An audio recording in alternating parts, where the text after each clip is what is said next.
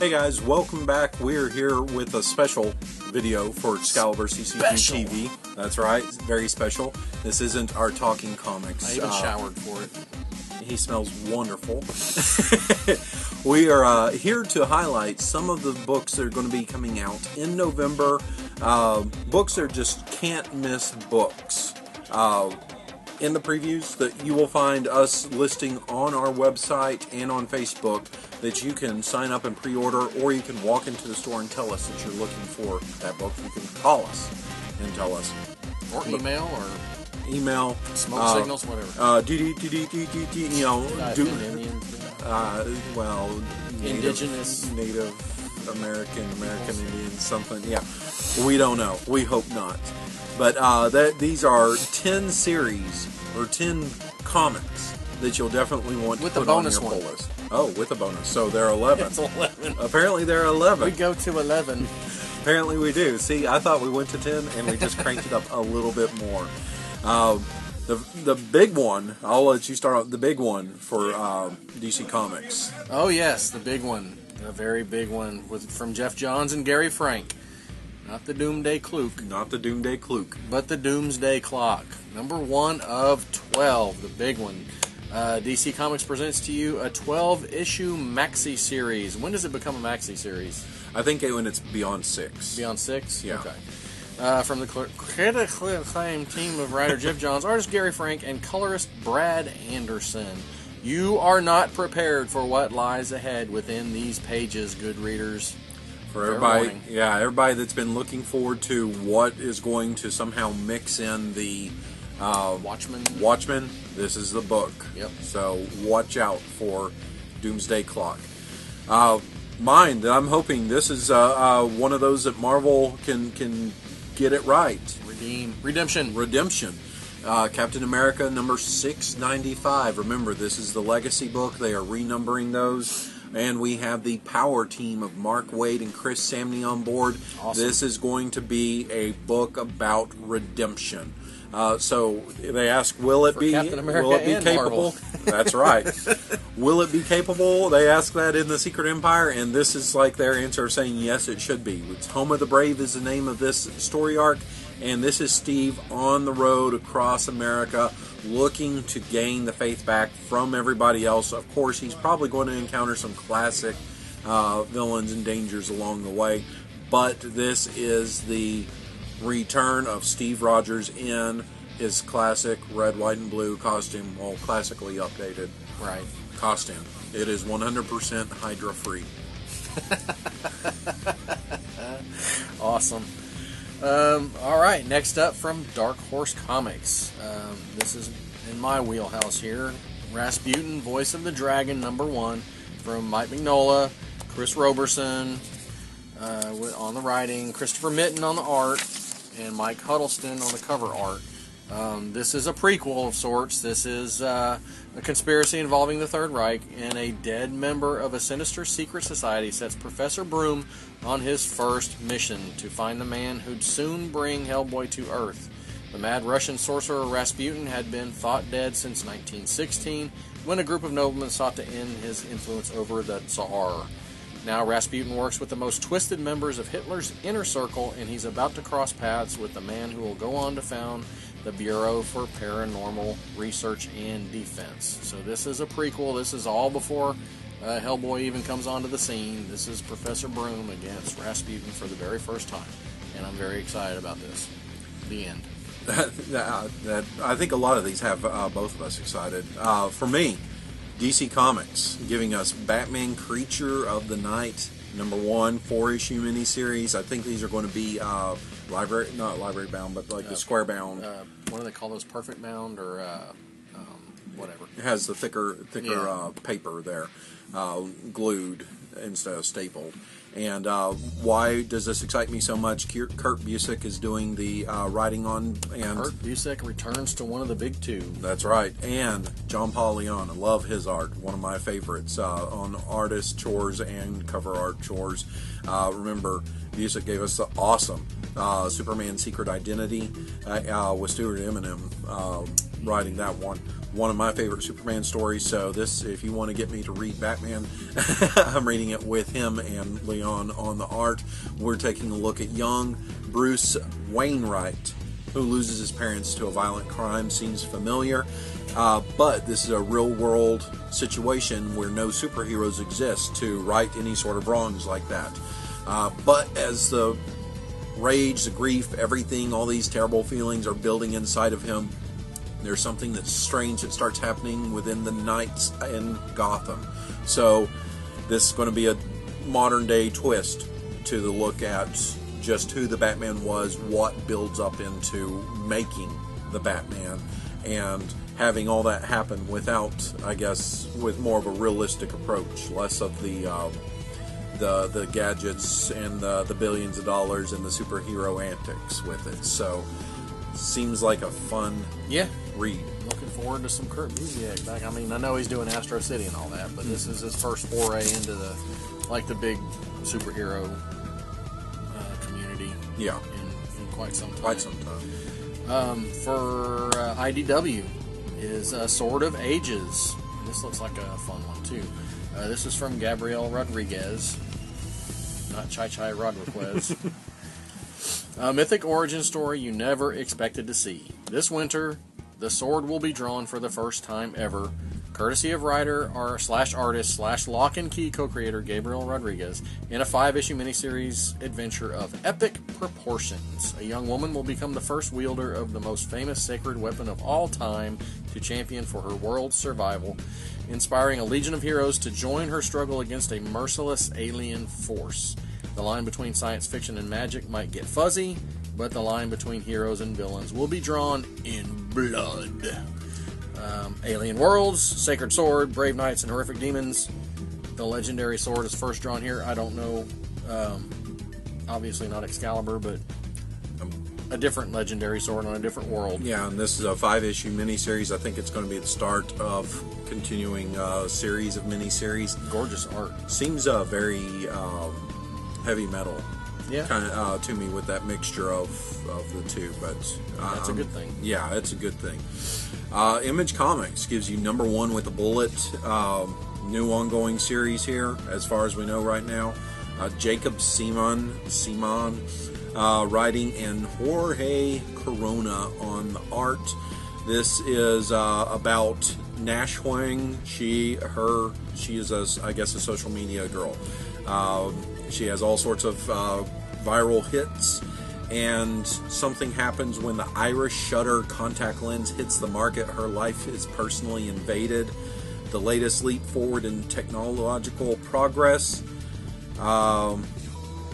These contacts not only play video or augment reality, but also record footage.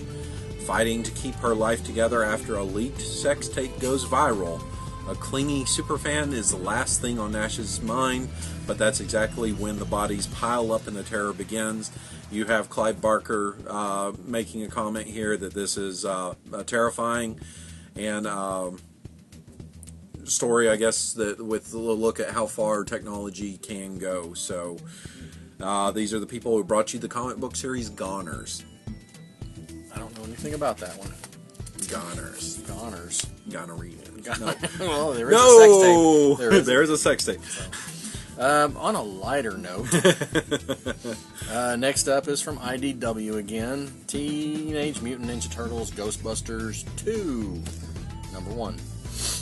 From Eric Burnham and Tom Waltz and Dan Schoening. The two beloved franchises reunite for a new adventure, more action-packed and hilarious than ever. The Turtles are stuck in a ghost dimension by an old adversary, and only the Ghostbusters can save them. The ensuing adventure will be an interdimensional romp like never seen before. This is, a romp. It's, pillow fights. Dogs and cats living together. A sequel to the first one, which I did not read, and I didn't know about. And it sounds fun. Same creative team. Okay. Image Comics is also giving us Gravediggers Union number 1. Wes Craig jumps off the he's, I guess, still doing the art chores on Deadly Class, but he is now taking the writer's seat, and he's joined by Toby Cypress and Nico Guardia. This is, as I said, Deadly Class co-creator, giving us a story. The supernatural world has gone crazy. The apocalypse is coming, and only the Gravediggers Union can stop it. How? Well, first their leader Cole has to find his estranged daughter. But is she going to be the one? Is she the one behind the apocalypse? Wild comedic horror with steroid zombies, monster gods, swamp vampires, ghost storms, and space monkeys. This is an oversized issue for probably the regular price that the book would normally be. Yeah. It sounds like they just took 2 words and mashed 2 words together with some of those. Kind of does. But sounds fun. Yeah, it does. Woo! I'm going to let you have all of this. Man. Okay, here we go. Deep breath. Hold my beer. We'll work with that. That'll give you the... Okay. From DC Comics. Good. I'm just going to read the whole thing for you. Right here. You won't even need to buy the book. 10 minutes later. Imaginary Fiends, number 1 of 6. It's on the borderline of Maxian miniseries. That's right. This is Vertigo Comics. Vertigo, okay. They didn't make that clear. Okay, that's good. Tim Seeley and Stefan Molnar on the writing and art. Here we go. Diving in. Polly Peachpit. Those were the words 10-year-old Brink Cowley said when she was found covered in her own blood by the woods in a rural Cannon Falls, Minnesota. Her best friend Melba had just attempted to murder her because a spider girl named Polly Peachpit told her to. Since that day, Melba has spent 7 years in a mental health facility. Tomorrow is her 18th birthday. Tomorrow she'll be transferred to a federal prison. Tomorrow her real sentence will begin. And these will keep going. And that is until she receives a visit from FBI agent Virgil Crockett. Crockett explains that there is another world beyond ours, where hungry spectral aliens stalk the minds of the impressionable and weak. These things called imps, standing for interdimensional mental parasites, feed on compliance. They convince hosts to do things for them, and the more they feed, the stronger they become. More imps stream into the world each day, invisible to everyone but his or her hosts. After years of drugs and counseling, Polly and Melba have developed a unique relationship, and to Crockett, this relationship represents something her people can work with. In exchange for release from prison, Crockett asked Melba and Polly to serve as imp hunters. For Melba, it's a chance to prove that she's innocent, convinced to murder by a monster. A monster she must now unleash. It's a lot there. I have to say, though, I appreciate what they did here versus it's retcon. Like Godfathers meets Driving Miss Daisy, or retcon that gave the most ridiculous little bit. So this they definitely they lay it out on the table. They give you the story there. Hopefully they're not telling you the whole first issue of the story. There's got to be some twist or something else there. DC's also giving us Hawkman Found. This is a one-shot book, I believe, that's tying into Dark Knight's Metal. And this is Jeff Lemire's first writing job at DC that has not been Vertigo, I believe. I think so. I believe. Brian Hitch is on board for the art, and Kevin Nolan will be joining him in some sort of way. We're taking a look. DC is missing one of their greatest heroes, and they just finished up a miniseries, The Death of Hawkman, so maybe that's has something to do with it. No one has heard from Carter Hall, who is Hawkman, in years, reincarnated repeatedly since the dawn of humanity. Hawkman has spent his many lives uncovering history's most fantastic mysteries, and now he has become one himself. Take a journey into one of the darkest corners of the DC universe as a mysterious man tries to piece together what happened to Hawkman and how it all connects to the events in Dark Knight's Metal. Who is that man? It may be Batman. I don't know. Everything in metal seems to revolve around him. That's true. Okay, well, we'll see. We'll see. Should be good. Jeff Lemire, that's a great creative team. Yeah, that is. I just wish it went a little longer. Yeah. Hey, yeah. You got the last one. You get number 11. I get number 11. I get the bonus round. Punisher number 218, going to the legacy numbering. Matthew Rosenberg, very hot commodity right now. Absolutely. Gooey Villanova. Gooey Villanova. And Clayton Crane doing the cover art, which is very cool. Frank Castle, War Machine, Part 1. For years, Frank Castle has been fighting a one-man war against criminals who endanger the innocent. But when a certain one-eyed operative offers him the tools to take his fight global, how could he say no? Find out how Frank found his way into the War Machine armor. I don't know what the Marvel Primer is, but it includes 3 bonus pages of that. But it's Frank Castle in the War Machine armor. And you have to question, why in the world would the head of S.H.I.E.L.D.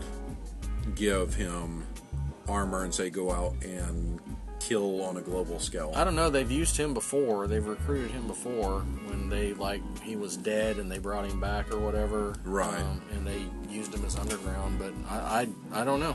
I don't know why they would give him the War Machine armor. We'll find out. Doesn't seem the smartest thing to do, but then again, a lot of the people in the Marvel Universe have not acted in the most intelligent of ways. I'm not talking about creative. I'm not talking about outside. I'm talking about the characters themselves.